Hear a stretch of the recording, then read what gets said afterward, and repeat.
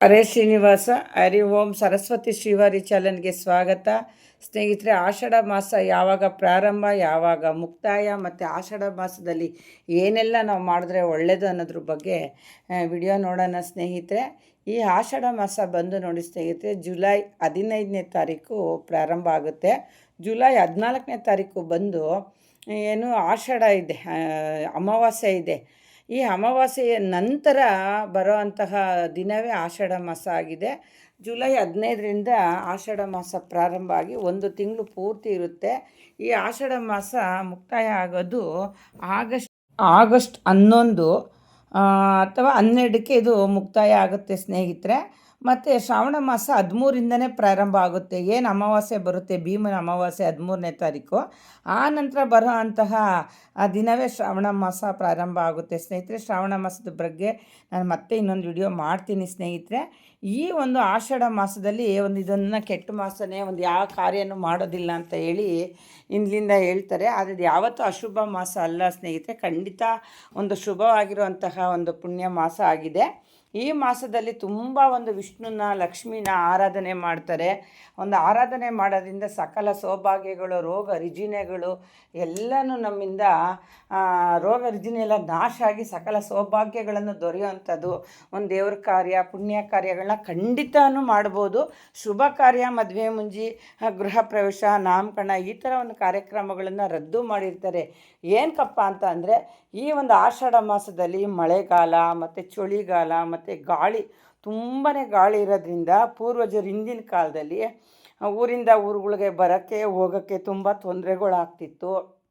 ಮತ್ತು ವ್ಯವಸ್ಥೆ ಸರಿಯಾಗಿ ಆಗ್ತಿರ್ಲಿಲ್ಲ ಮಳೆಗಾಲದಲ್ಲಿ ಅಂತ ಹೇಳಿ ಶುಭ ಕಾರ್ಯನ ಈ ತಿಂಗಳಲ್ಲಿ ರದ್ದು ಮಾಡಿ ಆ ಶ್ರಾವಣ ಮಾಸದಲ್ಲಿ ಇಟ್ಕೊಳ್ತಿದ್ರು. ಮತ್ತು ಇನ್ನೊಂದು ಏನಂದರೆ, ಹೊಸದಾಗಿ ಮದುವೆ ಆಗಿರೋ ಅಂತಹ ದಂಪತಿಗಳು, ಗಂಡ ಹೆಂಡತಿಗಳು ದೂರ ಇರಬೇಕು ಅನ್ನೋ ಸಂಪ್ರದಾಯ ಇದೆ. ಅದ್ರ ಬಗ್ಗೆ ಏನಕ್ಕೆ ಅಂತ ನಾನು ಇನ್ನೂ ಸರಿ ಮಾಹಿತಿ ಹೇಳ್ತೀನಿ ಸ್ನೇಹಿತರೆ. ಹಾಗಾಗಿ ಹುಡುಗ ಹುಡುಗಿ ಸಪ್ರೇಟಾಗಿರೋರು ಮತ್ತು ಅತ್ತೆ ಸೊಸೆ ಒಂದೇ ಬಾಕ್ಲಲ್ಲಿ ಓಡಾಡೋಂಗಿರಲಿಲ್ಲ. ಹಂಗಾಗಿ ಸೊಸೆನ ತೊಗೊಂಡೋಗಿ ಅವ್ರ ತವ್ರ ಮನೇಲಿ ಬಿಟ್ಬಿಟ್ಟು ಮಗ ಒಂದು ಕಡೆ ಇರೋರು. ಈ ಸಂಪ್ರದಾಯನ ಈ ಆಷಾಢ ಮಾಸದಲ್ಲಿ ಹಿಂದಿನ ಕಾಲದಿಂದನೂ ಈ ಸಂಪ್ರದಾಯ ನಡ್ಕೊಳ್ತಾ ಬಂದಿದೆ ಸ್ನೇಹಿತರೆ.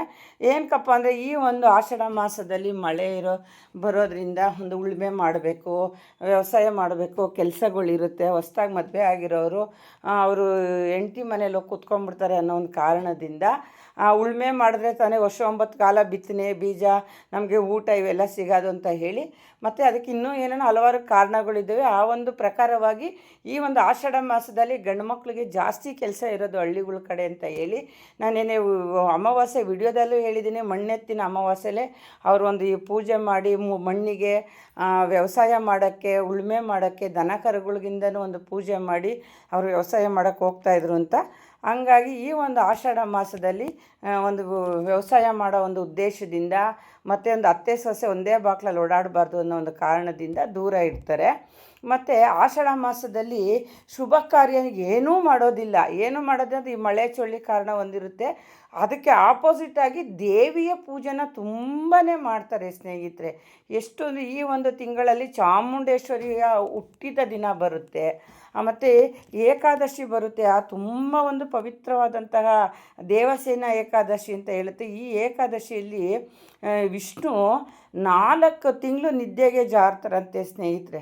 ಅಷ್ಟು ಅವರು 4 ತಿಂಗಳು ನಿದ್ದೆಗೆ ಜಾರೋ ಅಂಥ ಸಮಯನೂ ಸಹ ಆಗಿದೆ. ಮತ್ತು ಈ ಮಾಸದಲ್ಲಿ ತುಂಬ ದುರ್ಗೆಯವ್ರನ್ನ, ಸರಸ್ವತಿಯವ್ರನ್ನ, ಚಾಮುಂಡೇಶ್ವರಿಯನ್ನ ಇವ್ರನ್ನೆಲ್ಲ ಪೂಜೆ, ಆರಾಧನೆ ಮಾಡೋದ್ರಿಂದ ಅಷ್ಟೈಶ್ವರ್ಯಗಳೂ ಸಹ ಲಭಿಸುತ್ತೆ. ಮತ್ತು ದೇವಿಗಳಿಗೆ ನಿಂಬೆಹಣ್ಣಿನ ದೀಪನ ಹಚ್ತಾರೆ ಸ್ನೇಹಿತೆ. ಈ ಆಷಾಢ ಮಾಸದಲ್ಲಿ ದೇವಿರಿಗೆ ಅಂತಲೇ ಮುಡುಪಾಗಿಟ್ಬಿಡ್ತಾರೆ. ಲಕ್ಷ್ಮೀ, ಚಾಮುಂಡಿ, ಸರಸ್ವತಿ, ಕಾಳಿ, ಅದರಲ್ಲೂ ಊರಲ್ಲಿರೋಂಥ ಗ್ರಾಮ ದೇವತೆಗಳು, ಮಾರಮ್ಮಗಳು, ಈ ಥರ ಅಮ್ಮದಿರಿಗೆ ನಿಂಬೆಹಣ್ಣಿಂದ ಹಾರನ ಹಾಕಿ ಅವರು ಪೂಜೆ ಮಾಡೋ ಸಂಪ್ರದಾಯ ಈ ಆಷಾಢ ಮಾಸದಲ್ಲಿದೆ ಸ್ನೇಹಿತರೆ. ಈ ಆಷಾಢ ಮಾಸ ಯಾವತ್ತೂ ಅಶುಭ ಮಾಸ ಅಲ್ಲ, ಇದು ಶುಭ ಮಾಸ ಆಗಿದೆ. ಇದನ್ನು ನಾವುಗಳು ಅಶುಭ ಮಾಸ ಅಂದೇ ನಾವು ಮನಸ್ಸಲ್ಲಿ ಏನು ಅನ್ಕೋತೀವೋ ಅದು ಒಳ್ಳೆಯದೇ ಆಗಬೇಕು. ಹಂಗಾಗಿ ಇದು ಈ ತಿಂಗಳು ಒಳ್ಳೆಯದೇ. ಆಷಾಢ ಮಾಸದಲ್ಲಿ ನಾವೇನು ಕೆಲಸ ಮಾಡಬೇಕು, ಈ ಮನೆ ಕಟ್ಟೋದೊಂದು ಕೆಲಸ ಬಿಟ್ಟು, ಒಂದು ಸೈಟು ಮನೆ ಒಂದು ತಗೊಳ್ಳೋಂಥ ಕೆಲಸ ಬಿಟ್ಟು ದೇವರಿಗಾಗಿ ಮುಡುಪಾಗಿಡೋ ಅಂತಹ ಒಂದು ಮಾಸ ಆಗಿದೆ. ಮತ್ತು 29ನೇ ತಾರೀಕು 25ನೇ ತಾರೀಕು ದೇವಸೇನ ಏಕಾದಶಿ ಬಂದಿದೆ. ಏಕಾದಶಿ ದಿವಸ ಉಪವಾಸ, ವ್ರತ, ಪೂಜೆ ಭಾಳ ಚೆನ್ನಾಗಿ ನಡೆಯುತ್ತೆ. ತುಂಬ ಒಂದು ಪವಿತ್ರವಾದಂತಹ ಏಕಾದಶಿ ಆಗಿದೆ. ಅದೇ ಥರ 29ನೇ ತಾರೀಕು ಗುರು ಪೌರ್ಣಮಿ ಬಂದಿದೆ. ಗುರು ಪೌರ್ಣಮಿ ಬಗ್ಗೆ ನಾನು ಮತ್ತೆ ಒಂದು ವಿಡಿಯೋ ಮಾಡ್ತೀನಿ. ಈ ಪೌರ್ಣಮಿಗೋಸ್ಕರ ವರ್ಷೊಂಬತ್ತು ಕಾಲನೂ ಜನ ಕಾಯ್ತಾರೆ. ಅಷ್ಟು ಒಂದು ಪವರ್ಫುಲ್ ಶಕ್ತಿಯುತ ಆದಂತಹ ಗುರು ಪೌರ್ಣಮಿ. ಗುರು ಅಂದರೆ ಯಾರಿಗೆಲ್ಲ ಬೇಡ ಅಲ್ವರ. ಹಂಗಾಗಿ ಈ ಪೌರ್ಣಮಿ ಬರೋ ಅಂಥದ್ದು ಈ ಒಂದು ಆಷಾಢ ಮಾಸದಲ್ಲಾಗಿದೆ ಸ್ನೇಹಿತರೆ. ಹಾಗಾಗಿ ಪ್ರತಿಯೊಬ್ಬರೂ ಈ ಒಂದು ಆಷಾಢ ಮಾಸದಲ್ಲಿ ಭಾಳ ಒಂದು ಶ್ರದ್ಧೆ ಭಕ್ತಿಯಿಂದ ನೀವು ದಾನ ಧರ್ಮ ಜಪ ತಪ ಪೂಜೆ ಪುರಸ್ಕಾರ ಇವೆಲ್ಲ ಮಾಡ್ಕೊಳ್ತಾ ಬನ್ನಿ. ಯಾವುದೇ ಒಂದು ಪಿತೃದೋಷ ಇದು ನಿವಾರಣೆ ಆಗುತ್ತೆ. ಆರೋಗ್ಯ ಮತ್ತು ಏನು ನೀವೊಂದು ಕೆಲಸ ಮಾಡಬೇಕು ಅಂತ ಇದ್ದರೆ ಈ ಒಂದು ಆಷಾಢ ಮಾಸದಲ್ಲಿ ಏನು ನೀವು ಪ್ರಾರಂಭ ಮಾಡ್ತೀರೋ ಮುಂಬರೋ ದಿನಗಳಲ್ಲಿ ಅದು ಕೈ ಎತ್ತೋ ಅಂತ ಒಂದು ಕೆಲಸ ಆಗುತ್ತೆ ಸ್ನೇಹಿತರೆ. ಮತ್ತು ಈ ಆಷಾಢ ಮಾಸದಲ್ಲಿ ಎಲ್ಲರಿಗೂ ಒಳ್ಳೆಯದಾಗಲಿ. ಆದಷ್ಟು ಕುಂಕುಮಾರ್ಚನೆಯನ್ನು ನೀವು ಆಷಾಢ ಮಾಸದಲ್ಲಿ ನೀವು ಮನೇಲಾದರೂ ಮಾಡ್ಬೋದು, ದೇವಸ್ಥಾನಗಳಲ್ಲಾದರೂ ಮಾಡಿಸ್ಬೋದು. ನಿಂಬೆ ಹಣ್ಣಿನ ಹಾರನ ನೀವು ಒಂದು ದಿವಸ ಆದರೂ ಹಾಕ್ಸಿ, ಇಲ್ಲ ಇಷ್ಟು ವಾರ ಅಂತ ಒಂದು ಮನಸ್ಸಲ್ಲಿ ಸಂಕಲ್ಪ ಮಾಡಿ ನಿಂಬೆ ಹಣ್ಣನ್ನ ಒಂದು ಏನು ದೀಪವನ್ನು ಬೆಳೆಸೋದ್ರಿಂದನೂ ನಿಮ್ಮ ಇಷ್ಟಾರ್ಥ ಎಲ್ಲ ಈಡೇರುತ್ತೆ ಸ್ನೇಹಿತರೆ. ಮತ್ತು ಇನ್ನೊಂದು ಮುಖ್ಯವಾಗಿ ಏನಪ್ಪ ಅಂದರೆ ಈ ಆಷಾಢ ಮಾಸದಲ್ಲಿ ಲಕ್ಷ್ಮೀ ಪೂಜೆನ ಪ್ರಾರಂಭ ಮಾಡ್ತಾರೆ. ಯಾವುದು ಅಂದರೆ ವೈಭವ ಲಕ್ಷ್ಮೀ ಪೂಜೆನ ಒಂದು ಪ್ರಾರಂಭ ಮಾಡ್ತಾರೆ. ಹಂಗಾಗಿ ನೀವು ಈ ಒಂದು ಆಷಾಢ ಮಾಸದಲ್ಲಿ ಲಕ್ಷ್ಮೀ ಪೂಜೆನ ಪ್ರಾರಂಭ ಮಾಡ್ಬೋದು ಅಂದ್ಕೊಂಡಿರೋರೆಲ್ಲ ಒಂದು ಪ್ರಾರಂಭ ಮಾಡ್ಕೊಳ್ಳಿ. ಈ ಆಷಾಢ ಮಾಸ ಜುಲೈ 15ರಿಂದ ಪ್ರಾರಂಭ ಆದರೆ ಅದು ಮುಕ್ತಾಯ ಬಂದು ಆಗಸ್ಟ್ 11ನೇ ತಾರೀಕು ಇಲ್ಲ 12ನೇ ತಾರೀಕಿಗೆ ಮುಕ್ತಾಯ ಆಗುತ್ತೆ. ಆಗಸ್ಟ್ 13ರಿಂದ ಶ್ರಾವಣ ಮಾಸ ಪ್ರಾರಂಭ ಆಗುತ್ತೆ. ಈ ಮುಂದೆ ಬರೋಂಥ ಶ್ರಾವಣ ಮಾಸದಲ್ಲಿ ಯಾವ್ಯಾವ ಹಬ್ಬಗಳೆಲ್ಲ ಬಂದಿದೆ ಅನ್ನೋದ್ರ ಬಗ್ಗೆ ನಾನು ಮತ್ತೆ ಒಂದು ವಿಡಿಯೋ ಮಾಡ್ತೀನಿ.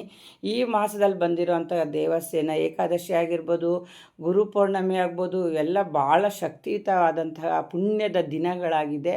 ಈ ಒಂದು ದಿನಗಳಲ್ಲಿ ಒಂದು ದಾನ ಧರ್ಮಗಳನ್ನ ಮಾಡಿ, ಒಂದು ಏನು ಜಪ ತಪಗಳನ್ನ ಮಾಡಿ ದೇವರಿಗೆ ಆದಷ್ಟು ನಿಮ್ಮ ಟೈಮನ್ನು ಮಿಗಿಲಾಗಿಟ್ಟು ಒಂದು ಪೂಜೆಗಳನ್ನ ಮಾಡ್ಕೊಳ್ಳಿ. ಎಲ್ಲರಿಗೂ ನನ್ನ ವಿಡಿಯೋ ಇಷ್ಟ ಆಗಿದರೆ ದಯವಿಟ್ಟು ಸಬ್ಸ್ಕ್ರೈಬ್ ಮಾಡಿ, ಲೈಕ್ ಮಾಡಿ, ಶೇರ್ ಮಾಡಿ. ಹರಿ ಓಂ ಹರೇ ಶ್ರೀನಿವಾಸ.